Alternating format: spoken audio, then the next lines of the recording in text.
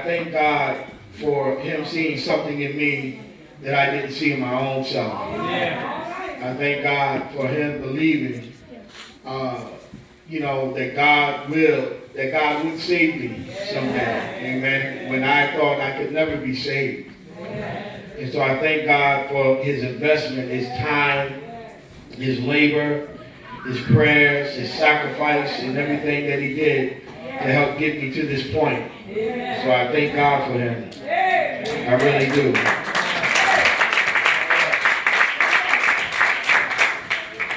I thank God because, God, if he gives you a father, he always gives you a mother as well. And I thank God for my mother in the faith. Amen. The present Doctor, Pastor Sharon and me. Amen.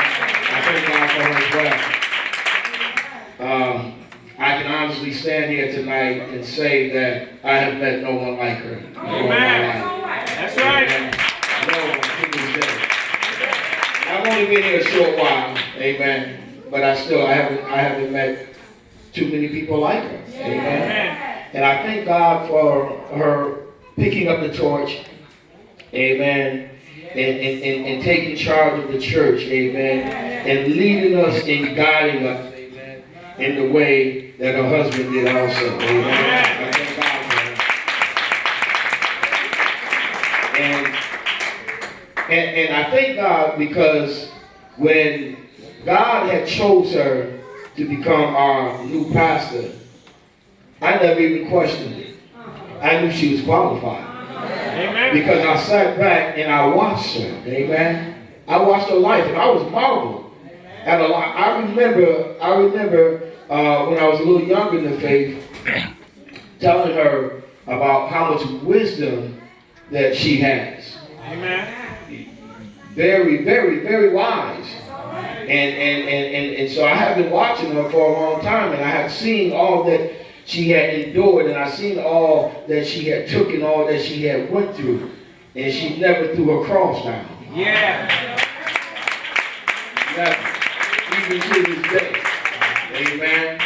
And so I thank God for her example and her leadership and her prayers also. Amen. And also, I have to say this, so y'all just bear with me. Even when I didn't know her and she didn't know me, she was still instrumental in helping me get into the church. Amen. Well, I already been knowing it, and I'll tell you how. Because see, I never can forget. As I'm standing here tonight, I kind of just reminiscing in my mind how all this happened, how I got here. And so as I'm thinking, I can't forget to mention that it was through her spaghetti and her blueberry muffin what kept me coming to the church. Because when I was trying to make my mind up, whether I was going to serve God or not, I wasn't too sure whether that's what I wanted to do. But I know that he kept drawing me back to the church to get a nice hot meal until my mind could clear up. Amen. I was looking forward to it. And at that time, if the word of God didn't hook me, the food showed up did. I'm just being honest. Amen. Amen. But if you understand where I was at that point in my life, then probably make a little bit more sense to you. Amen. If you understood where I was going to at that time. Amen. And so I'm just honored once again, and I'm thankful that God would allow me to be here and to speak to or with you or to you tonight. Amen. And I want to speak to everybody, but I especially want to speak to the young people. And young people are ones that's in my age bracket or a little or younger. Amen. I want to talk to you tonight. Amen. So I'm hoping that God has prepared me to share something with you that can be beneficial to you tonight. As I was putting this together last night, because as I said before, God deals with me differently. He doesn't give me anything until the last minute. because a lot of times I used to study a whole lot, and I was trying to deliver what I prepared. And a lot of times I found out that when I got up to say something, God had changed everything around, and half of the stuff I took all the time to write down, I never even did get to. So I learned to wait on God and wait till He give me something. And so last night, when He began to give me something, it was so much that I had to write it down because I didn't want to forget anything. And as I began to start writing, the Lord made it clear to me, this is part of your history. This is part of your story. This is part of what happened to you, what you went through, what you had to deal with. And you know your greatest messages are birthed from your own personal experiences. That's right. Because you know the story. Amen. You know the ins and outs. You know the ups and downs. You know what it took. You knew what you had to do. So you know the story very well. So when my wife, my lovely wife, missionary guitar, I thank God for her tonight. She's right back there. I thank God for her. Amen. And I can say I don't know about anybody else's wife, but I can say that my wife is one of the great ones. Amen. I can say that. And if you married tonight, you should feel the same way about your wife or your husband. That's right. If you don't, then you need to go back to the prayer room. Amen. And stay there until you come out with the same testimony. I know that's right. Stay right here. So when she conveyed to me what the theme was tonight, saying yes in a changing world. I thought about it. Saying yes in a changing world. And I thought about it. And so here's what the Lord had said to me, gave me. Saying yes. Yes is used to give a positive answer or reply to a question. Yes, in a changing world. Change. To make a difference in something particular or alter. Alter something. And there's many other different definitions, but this is the one I thought that was fit to what I wanted to say tonight. And then saying yes in a changing world. The world we live in. The world. The definition of the world, one of the definitions is the earthly state of human existence. This world we live in. Forever changing. And when you think about the world, we have to be reminded that the Bible calls Satan the prince of this world. And it went on to even say that he is, now this is a little g, not the capital G, but the little g. And it went on to say that he is the God of this world. Which means that this world that we live in is influenced and is infiltrated by demonic forces, Right. activity. The world has a system, amen, that we once used to live by. Come on. That we once used to agree with. Amen. But it has a system that is contrary to the word of God. Amen. And so when you make your mind up, amen, that you are going to serve God, you have to understand that you cannot live like the world. That's right. You cannot do what the world do. You cannot talk like the world talk. You cannot think like the world think, because the ways of the world are contrary to the word of God. Amen. So somebody got to make their mind up. Whose side are you leaning on? Amen. Come on. See, salvation is not hard. We make it hard because sometimes we can be complicated. Yeah. But I'm reminded when my pastor told me. He said the ways of the transgressor is hard. Yeah. Ain't nothing hard about God. That's right. That's Ain't right. nothing hard about serving God. Amen. When your mind is made up. Amen. But when we've been living in this contaminated world and living by this flawed system of the world, when we come into the church, we have to be reminded that we have to let everything that we learned out there, we have to let it go because it doesn't apply in here. Amen. Come on. We have to learn how to become new creatures in Christ. Yeah. We come into the church, we make our confession, we confess our sins, and we accept Christ as Lord and Savior. But we find out that while we're in the church, sometimes people are still struggling. Yeah. Teach. That's right.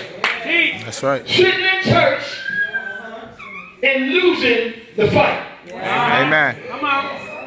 Sitting in church and your mind is not even made up that you really are really in love with God, that you really want to serve God. Yeah. Because you are still influenced by the things out there in the world. Amen. Sometimes we come to church and we sit in the pews and have the residue of the world on our shoulders. Yeah. Got the lust of the world still in our heart. Right. But Right. we in the building. Amen. And so we have to find how do we make this transition? How do we transform? How do we let go of the things of the past? Right. Well, I want to take you to some scriptures. And these scriptures are very important because we have to understand that even though the world is changing, God is the same yesterday, today, and forevermore. For my Bible tells me, for I am the Lord, and I change not. Yeah. See, if anybody gonna change, we got to change. Amen. Let's just make that clear. That's right. That's right. We can't come in here thinking that we gonna change the church. Amen. And the pastors and the preachers are gonna bow and give in to what we demand. I know that's right. Teach. No, that's right. See, sometimes the people, we get beside ourselves. We come to church and we didn't even know how to find Genesis. Yeah. It's in there, but we can't find it. But now you done came in for a little while and you done read a little bit of Genesis and you went over to Exodus and down the line and Deuteronomy and Exodus and you done read a little bit now. You done read the letters and you done read the Gospels and you done read the history and all that stuff. Now you think you got a little something. Right. Right. And can't nobody tell you nothing. Amen. Oh, we're going to get help tonight. Y'all know how we can get sometimes. Pastor used to always say, yeah, because you 3 times 7, you think you grown now. Can't nobody tell you nothing. Amen. You think you know it all. See, you took because you were smart in school or you were slick out there on the streets and, you connived and game people out there. Right. So when you come in here, you think that you can teach the teacher. Uh-huh. Come on. You think that you can reach Go ahead, man. Preach. Amen. Come on. Bring that message. But you don't know. Before you even thought about coming to church, that was already prayed up. Right. Yeah. Waiting on you. That was already fasted up. Yeah. Waiting for you to come to the door. So they can help us. Yeah. See, but we got to learn how to humble ourselves before leadership. Amen. We got to learn how to respect leadership. Right. We have to learn how to support leadership. Amen. Teach it. Teach. Yeah, sometimes we just go do a little work and we do a little of that, a little of this, and we think, okay, that's good enough. But when it comes to the money, Uh-huh. Come on. oh, you don't see the gospel in that. That ain't the gospel right there. Amen. That ain't Bible. You'll be surprised how much the Bible talks about money in the Bible. Amen. Amen. If you really read. But we come in here thinking that we gonna reteach and we gonna, straighten the church out, or the church can't move without me, or the church need me because Get off yourself. I do this or I play this. Right. We seem to think that we more than what we are supposed to be. Amen. And the church can't function without us. Right. But I want to remind you tonight, the church has been functioning over 2,000 years. So how is it that we think that we can come in? And if we don't do something, then the whole church is going to shut down. Right. Right. The devil is a lie. The devil been trying to shut the church down for over 2,000 years. And you ain't even greater than the devil. Come on. Come on, you going to help somebody. So how do you think it's going to shut down? Yeah. Because you don't want to come to church. Right. Amen. Because you don't want to serve the Lord. Amen. Because you don't want to help the pastor. Amen. Come on. But you think it's all going to shut down. But the Bible says that on this rock I build my church. Uh-huh. Come on, somebody. And it said, in the gates of hell shall not prevail against it. Amen. Come on. See, God's word is not void. All right. Amen. God got a living word. Yeah. And inherent in the word of God, there's power Right. to perform whatever God says to do. Yeah. Amen. Amen. All he needed is somebody that's willing. And somebody that's obedient. Amen. Somebody that's humble. Somebody that's kind. Yeah. Gentle. Sound like the fruit of the Spirit. Yeah. Gotta have them. What in the Bible in the book of Romans?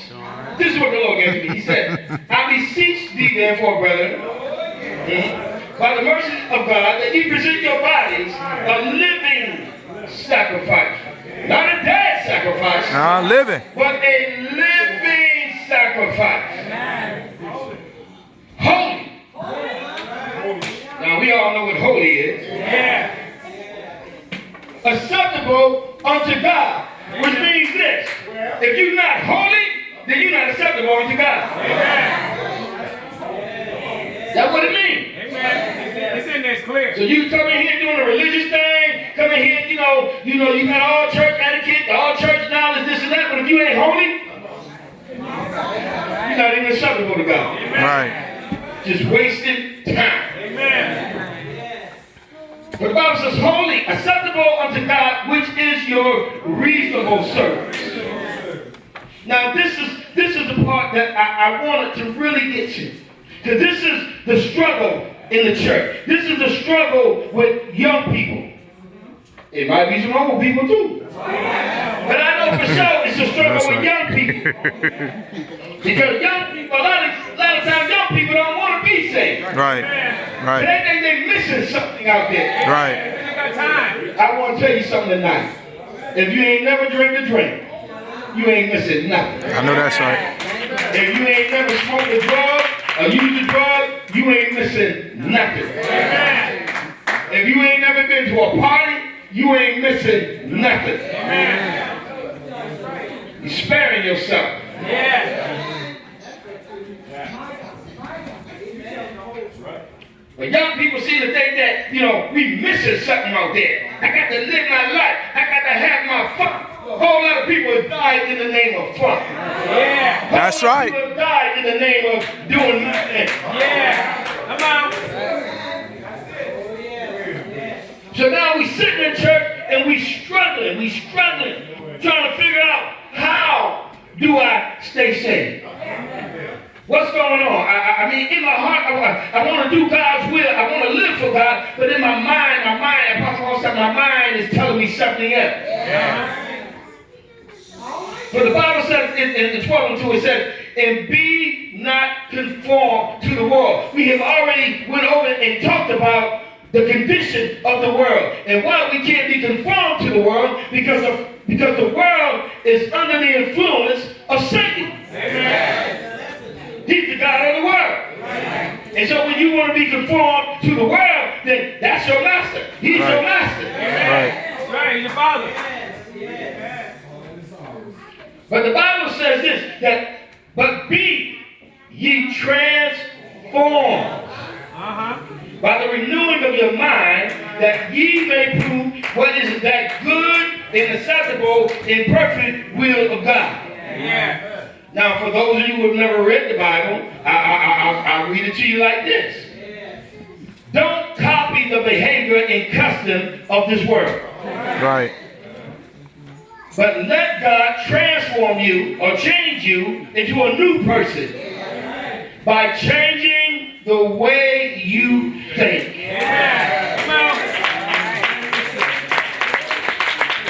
Change it the way you think. Right. Then you will learn to know God's will for you. Until you change the way you think, you will never understand what God's will is for you. Never. But the Bible says, then you will learn to know God's will for you, which is good and pleasing and perfect. Yeah. See, because we got a will. And our will is not like the will of God. Amen. Our will is self-centered. Our will is all about me, myself, and I. I think, I want, I feel. Right. And so we live our lives by those guidelines. What I think, what I want, how I feel.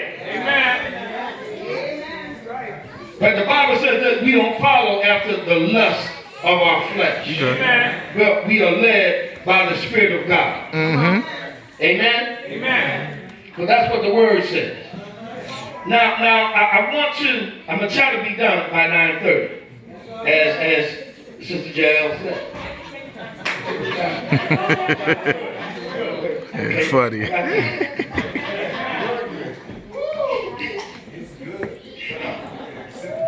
I'm going to keep on moving. Y'all just pray for me, amen. I got to complete this assignment tonight, amen, that the Lord has given to me, amen. And then as the Lord was giving me instructions, he said this. He said, I want you to go to Galatians, the 5th chapter. The 5th chapter, amen. And I want you to go, I want you to start at the 19th verse, because this is reality. This is what we as people are struggling with in the church. This is what we as people, how we're losing the fight, how we're losing the battle right here in the church, because presently our bodies are in here, but our minds are out there somewhere. And then we sit in the church and we wrestling with all this stuff and dealing with all this stuff, and we're afraid to tell on the devil. Right. We're afraid to tell somebody. We're afraid sometimes to reach out. Sometimes we think, well, I can handle it. I can do it. Amen. But I want to tell you something. I want to share my own personal story with you. Some things God will allow you to do on your own, and some things He's not going to allow you to do on your own. Here's the reason why. Okay, I had this spirit, right? I had this spirit that I thought that, coming out of the world, that I was this and I was that. I was tough and I was smart and I'm my own man and I can figure things out on my own. So something's going on in my life, amen. And I began to pray and tell God all about it. But I noticed things wasn't changing for me. And then I came back to God, and I said, Lord, I'm praying, I've been fasting, and all the stuff that I've been bringing to you is still happening. It's still going on. I'm still losing the fight. I'm still this way, that way. What's going on? Thank you, Lord. And here's what the Lord said to me. He said, go talk to your pastor. Amen. Come on. Just go straight there. He said, go talk to your pastor. See, because the spirit that I was carrying, I didn't want to talk to my pastor about certain things. Amen. I didn't want to tell my pastor about certain things. Amen. Some things I just wanted to keep to myself. But God said, your help is going to come through him. Right. Your help is going to come through her. Because if I allow you to keep coming directly to me all the time, you're never going to respect leadership. Right. You're never going to understand the importance of leadership. Because we don't let nobody telling us nothing. Right. Go ahead, man. So God said, your help will come, this one, your help will come through your pastor. Yeah. And he used to watch it. And he used to sit there in the chair. And he used to watch me. And he used to say, Brother Rick, I see you. He said, I see you. I see you trying to go another way. But I want you to know that when you get serious, when you get for real, I'll be sitting right here at the door waiting for you. That's what he said. Because there's only one way. Amen. That's right. There's only one way. There's only one door. That's right. And God is not going to allow us to get to heaven, amen, without acknowledging our pastors. Amen. No, that's right. That's right. Get over it. And it's not just acknowledging them, but it's being a servant to them. It's helping them in the vision that God has given them for the church. Amen. It's supporting them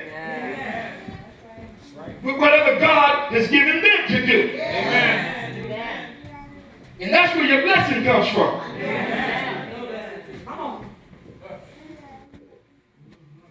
I had something wrong with my mind.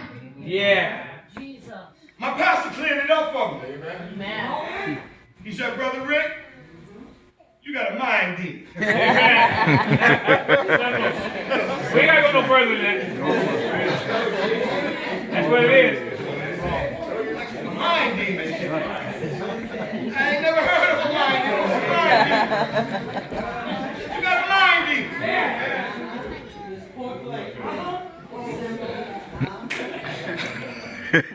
And he taught me so much until I believed it. Amen. Come on.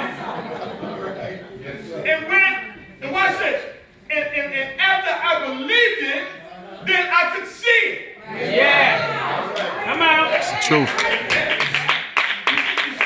See, if you don't believe something, it's invisible to you. Amen. You can't get help. If you don't believe something exists, like the deacon said, you can't get no help. Amen.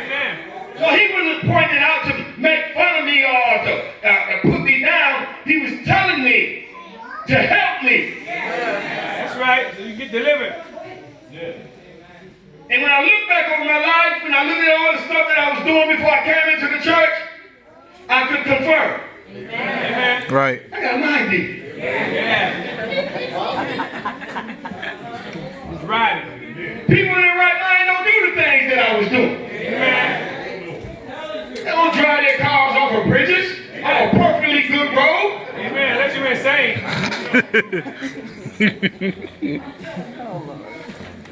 They don't walk on a dark road in the middle of the traffic on the yellow line. Y'all know the yellow line? Yeah, walk. No, don't want to walk in the sidewalk, but you want to walk down the yellow line like you following the yellow brick road or something. Yeah. But you walking down the yellow line, Amen. waiting for something to come on out and hit you Amen. Yes, sir. because you're miserable. You're tired. Amen. The highest level. You're looking for a way out. Amen. And the conventional things in life can't help you. Right. So you lose all hope. Yeah. Doing some stupid stuff. Uh-huh. It's a mind demon. So I had to learn how to conquer that mind demon. Amen. Sometimes you think you're too smart to have a mind demon. Uh-huh. No, I know that's right. That's where they got you. And guess what? The mind demon don't mind you feeling like that or thinking like that as long as it still got you. Amen. That's right. You can think what you want to think. That's right. It'll blend right in with you. As long as he got you, he'll have you thinking like my wife said the other day. He'll have you thinking you really can fly.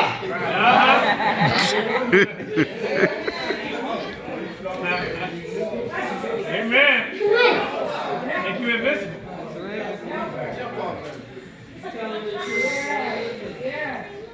says, now these are the works of the flesh. Now the works of the flesh are manifest, which are these. Adultery, that's sexual immortality, and immorality, fornication, uncleanness. This is the stuff that we're part of. Uncleanness, this is what we got to change, y'all. Uncleanness, lasciviousness, which is impure, indecency, no public shame, doing whatever you feel. Idolatry, worshiping of spirits. Now, I'm going to be honest. Some of y'all probably won't tell on the devil. But I toyed with him too. I'm trying to tell you, this is real stuff. Right. Amen. This is real. Because I was so confused and I was so lost and I played around with that demon so much.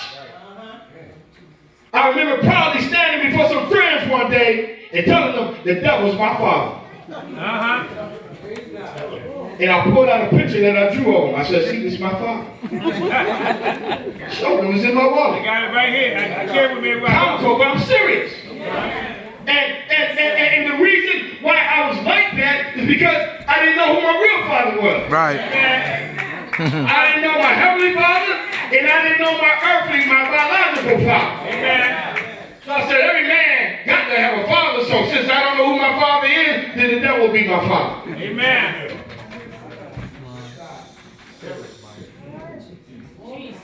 Y'all playing around. And I'm going to tell them today.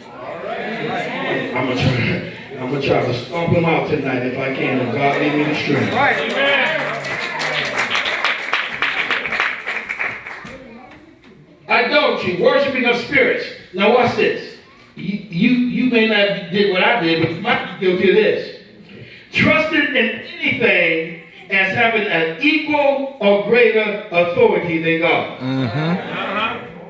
That could be a man, a woman, a car, money, whatever. Witchcraft. Y'all know what that is? Hatred. Extreme dislike. I can't stand her. I hate her. In the church. In the church, and there's people that you can't even get along with. Right. And we all, the children of God, we all fighting to go to the same place, but you will allow hatred in your heart to dislike. Amen. That's right. That's right. In the family of God. Amen.